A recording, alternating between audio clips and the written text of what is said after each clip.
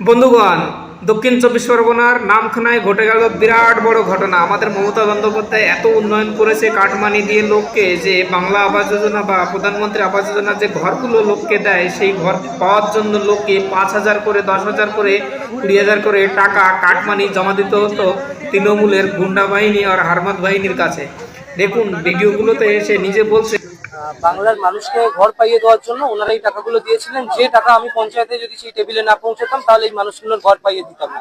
তো সেই মানুষগুলো যখন আজকে আমার পাশে নেই, আমি মানুষের কাছে কোনো কথা শুনতে নারাজ, সেই কারণে আমি মানুষকে টাকাটা তুলে দিয়ে দিলাম। কত টাকা করে নিয়েছিলেন?